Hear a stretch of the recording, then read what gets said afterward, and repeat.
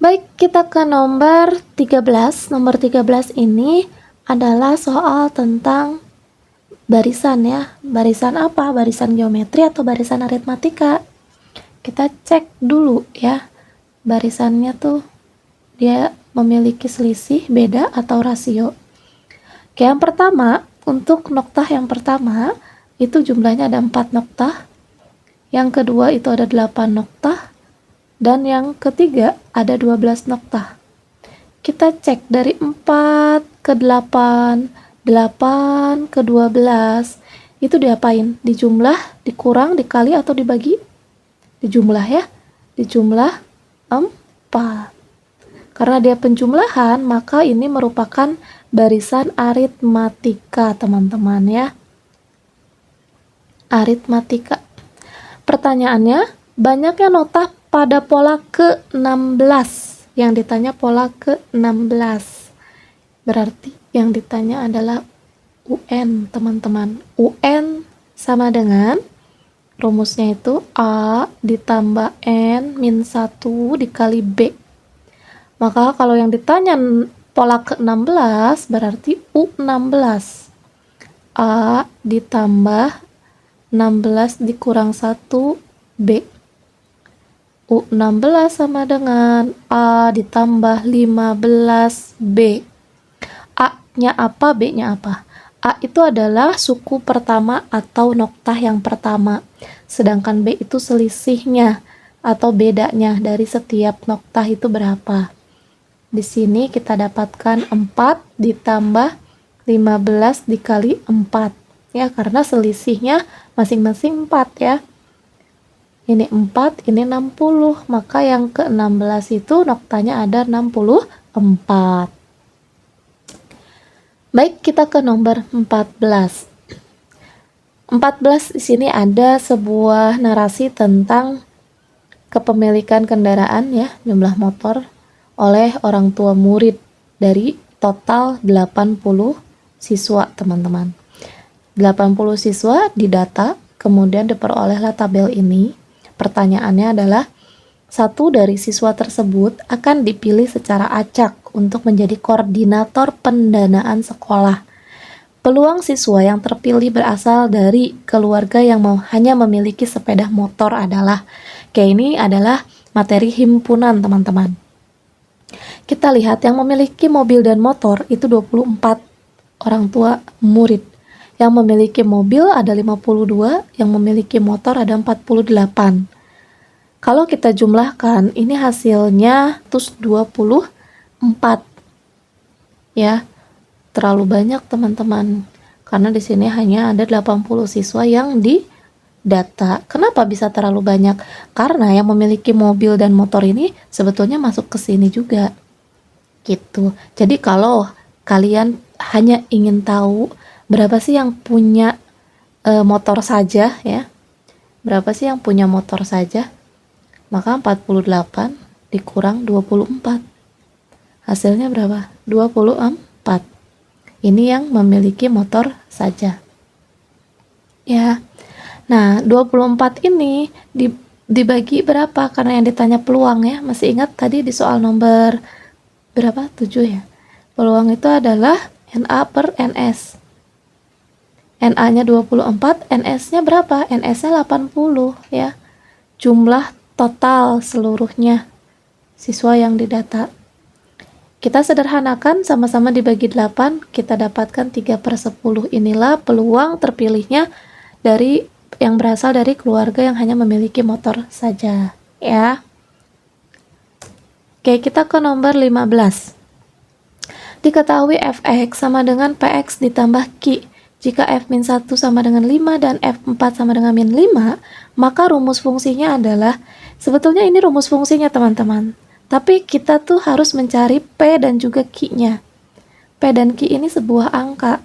Berapa? Nah, itu harus kita cari menggunakan fungsi ini ya. Menggunakan f-1 dan f4. Oke, kita tuliskan dulu rumusnya. Fx sama dengan px ditambah q. Berarti kalau misalkan f-1 ya, Berarti kan ini X-nya nih min 1. Kalian rubah. Berarti P dikali min 1 ditambah Q sama dengan 5. Dari mana 5-nya? Dari sini ya. Kalau X-nya min 1, maka fungsinya hasilnya 5. Oke, P dikali min 1 itu min P ditambah Q sama dengan 5. Ini adalah persamaan yang pertama. Oke, persamaan yang kedua, kalau X-nya 4, maka kita ganti ya pada rumus ini, X-nya 4, P dikali 4 ditambah Q, hasilnya adalah minus 5. Ya, kalau X-nya 4, maka fungsinya hasilnya minus 5. P kali 4 itu 4P ditambah Q sama dengan minus 5. Ini persamaan yang kedua. Oke, persamaan satu dan kedua kita gunakan metode gabungan, yaitu substitusi dan eliminasi. Masih ingat metode gabungan ini?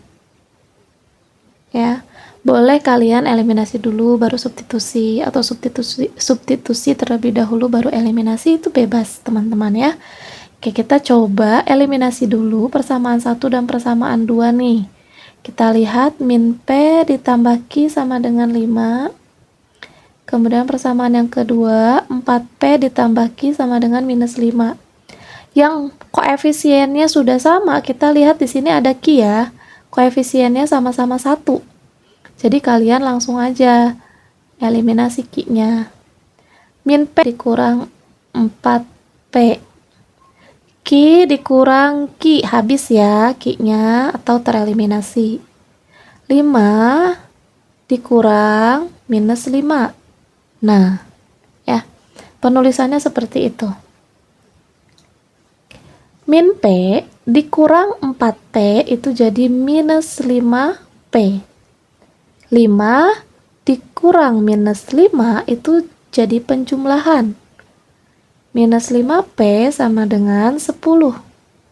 Maka P-nya, ayo, minus 5 dikali berapa yang hasilnya 10? Hasilnya minus 2. Ya, ini untuk nilai P-nya. Kemudian Q-nya berapa? Q-nya kalian masukkan. Ini kita substitusikan ke persamaan berapa? Boleh persamaan 1, boleh persamaan 2, teman-teman. Nanti hasilnya tetap sama ya. Persamaan 1 itu minus P ditambah Q sama dengan 5. Minus P berarti minus 2 gitu ya. Ditambah Q sama dengan 5. Ini jadi positif, tambah Q sama dengan 5.